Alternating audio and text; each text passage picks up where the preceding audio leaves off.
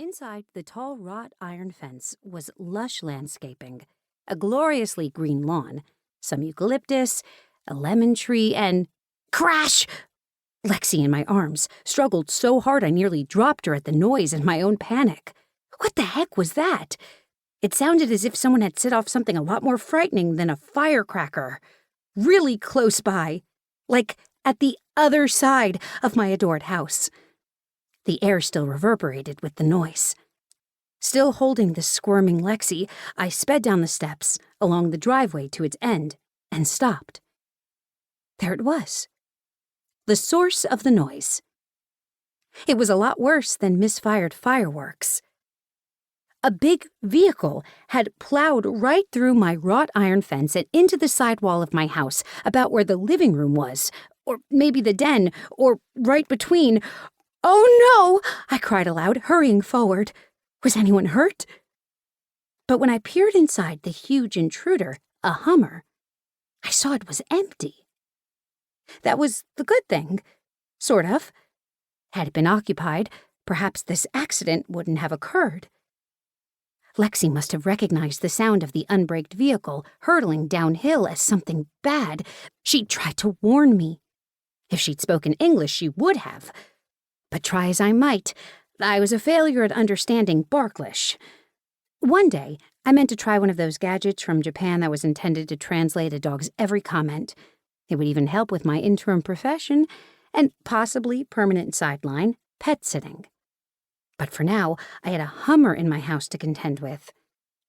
It wasn't the first time someone's brakes had failed on my two-lane twisting street, but it was the first time my house had fallen victim. There was no indication the vehicle had been stolen and smashed like my own car was a few months ago.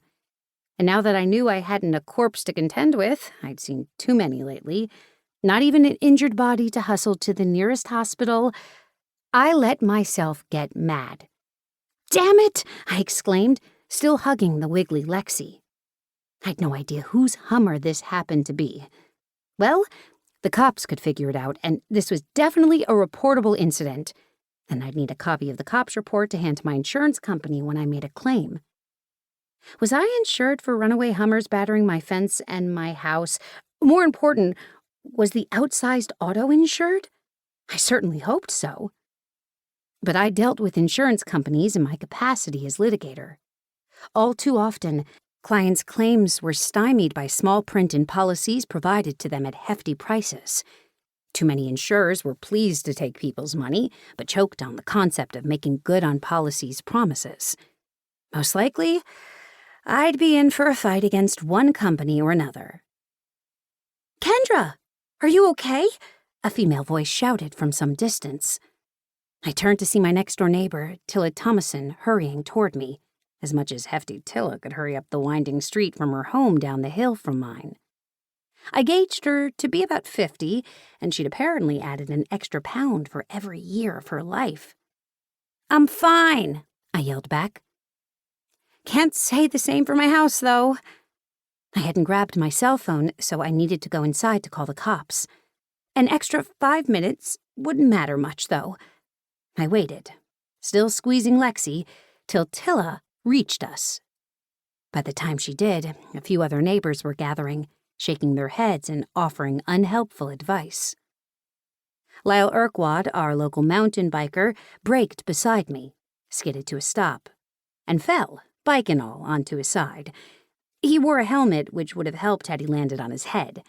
However, his legs were bare between bright green spandex shorts and the tops of socks extending up wide ankles from blue and white athletic shoes. Lyle biked at least twice daily. I'd seen him fall before. Scraped, bleeding legs were as much an adornment as his bulging belly beneath his snug shorts. How he didn't manage to ride off his extra pounds remained a mystery to me, especially considering the admirable effort he made to pedal up our steep slope on the San Fernando Valley side of the Santa Monica Mountains, a few blocks from Mulholland Drive. I didn't know what he did during non-biking hours, but I'd heard he was in construction. "Are you all right, Kendra?" was the first thing he said after several of us, including Tilla, helped untangle him from his bike and set it and him upright. Sweaty hair peeked from beneath his helmet.